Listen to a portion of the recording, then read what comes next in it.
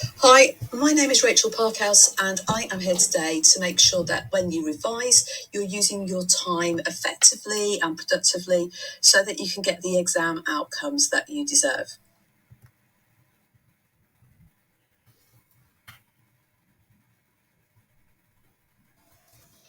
Before you start to revise, write down a list of all the subjects that you're currently studying. Be sure not to leave any of them out, even if you don't think you need to revise some of those topics. Then order your subjects from the most important to the least important. Now, take some time to think about this because what you don't want to do is put it in order of what you like to what you don't like. You need to think about the order of what you need to do most, how much work you need to do in that subject, and to the bottom one with how much the work that you need to do the least. The next most important thing is to work out how many hours of study you're going to do a day. If it's a week before the exam, aim to around 3 to 4 hours of good solid revision. That's on a non-school day. This means you would have, if it was a week where you're off to revise, 21 to 28 hours to revise in a full week. Now that's quite a lot.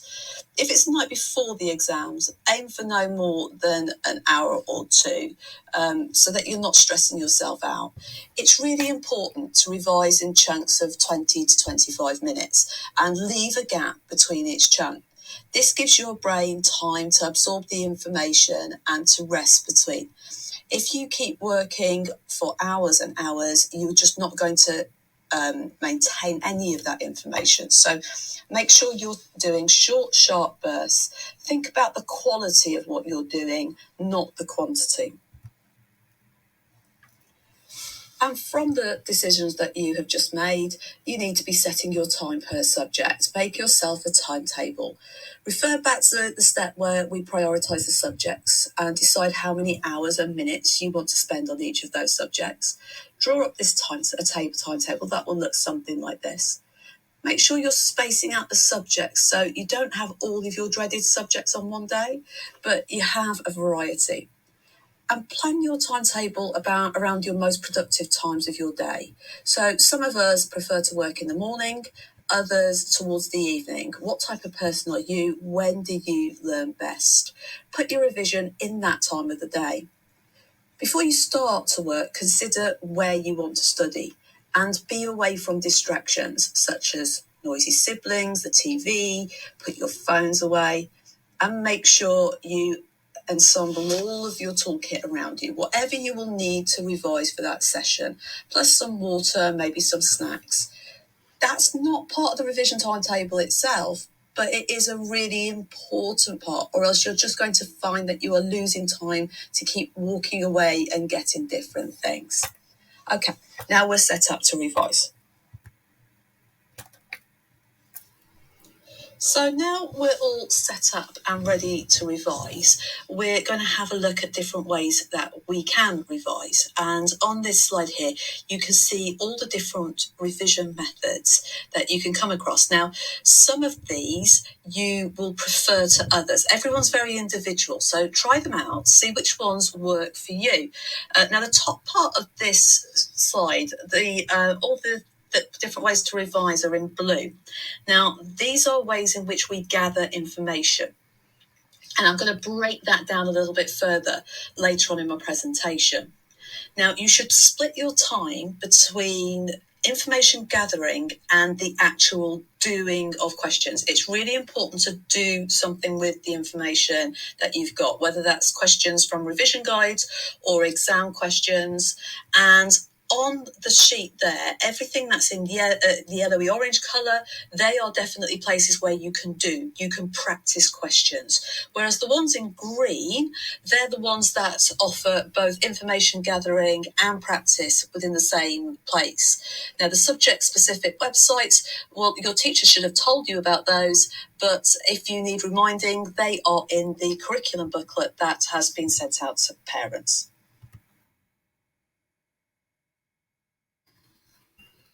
So all these revision methods can be really effective, and if used right, they can be amazing. They can also be used wrongly, and if so, then they become quite ineffective. So we're going to go through how to use each of these methods. So the first revision aid that we're going to look at is a really popular one, and that's flashcards. Now, you can buy flashcards, and some people like to type them, but actually, it's really important to write your own flashcards, because when you're writing, you're not just thinking about what you're going to write, but how you're going to write it. And you're already beginning to retain that information. You're also creating a visual image of the flashcard, and that sticks in your memory faster than anything that you will read or that has been typed out. Also, within there, use images and drawings where possible, as these are easier to remember than a piece of text. Even more so if you've made them yourself. You can use as many drawing and schemes, and don't be afraid to use different colours. Invest in a great set of coloured pens and improve the look of your flashcards to help it stick in your memory. And don't overwrite on your flashcard. Flashcards are good for small bits of memory. So one flashcard per question or per definition, or indeed per equation. Saying your answers out loud really helps as well. It helps you to retain the information. So say both the question and the answer out loud, and that way you're creating those associations between your brain and studying even faster. Get your parents or someone in the house to help you.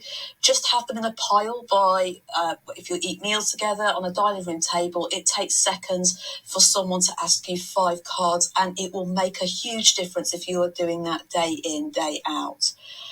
The biggest advantage of flashcards is also the biggest disadvantage. It's not suitable for everything. They are great to study small chunks of material, perfect for studying definitions, an idiom or formulae, a quotation for English. You lose sight of more information. You lose sight of the bigger picture when you've only got these little chunks. So you can no longer see any complex relationships. So always pick the method that best suits what you are studying. So for large pieces of information where you need to see connections, this is probably not the best way to learn. And always start by reading the material first. And then you can carefully select the bits that you need to learn to put on your flashcards. You'll have a better insight into what you need to study once you have got a full picture of everything that you need to know. So for more complex pieces of information, you may find that a mind map is a better way to revise. They're great when you need to think creatively, and they can help you make new connections between ideas.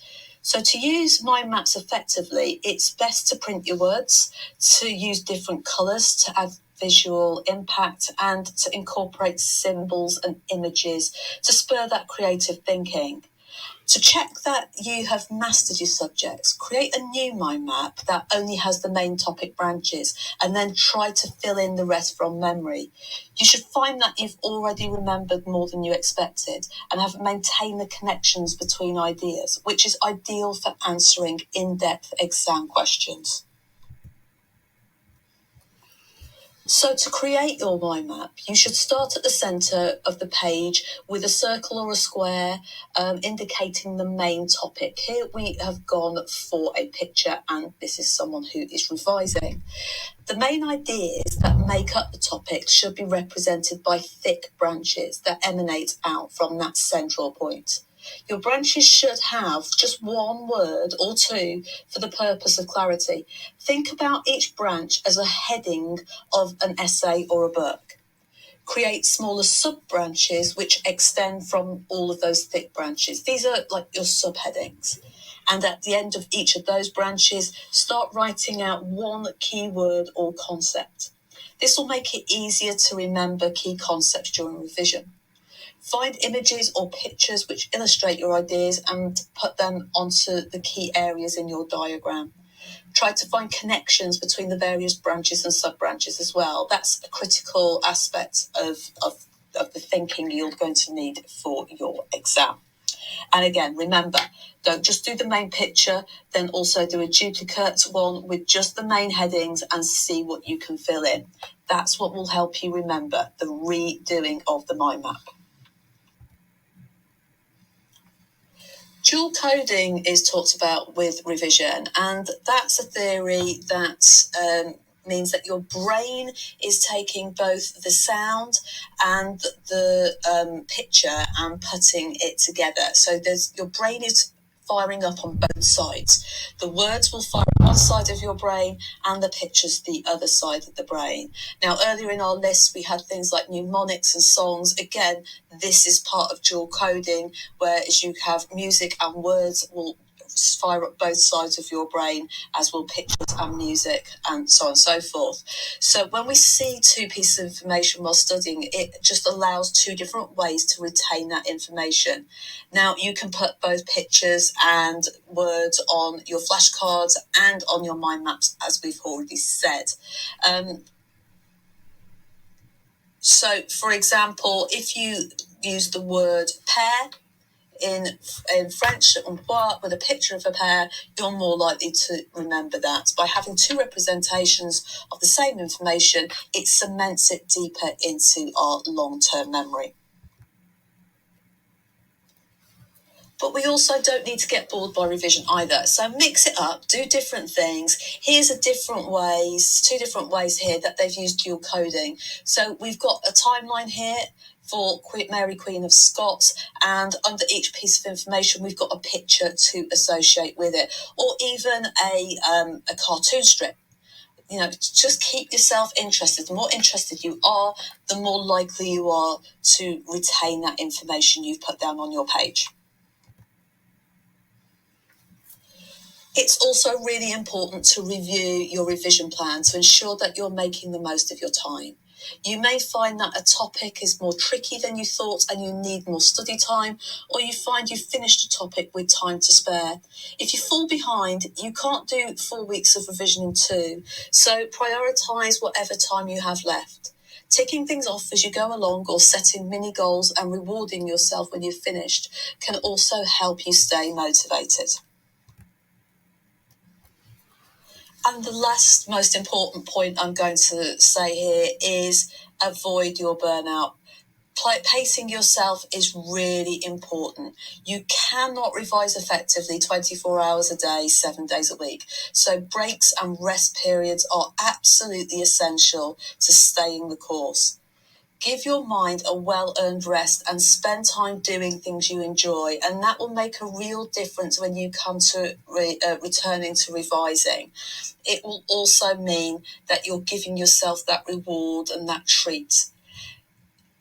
Remember, little and often is really important. It's the way your brain will learn. If you do too much, it is as bad as doing too little. Your brain cannot retain that much information.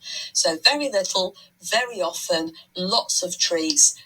Make sure you've planned everything out to avoid the burnout. Good luck.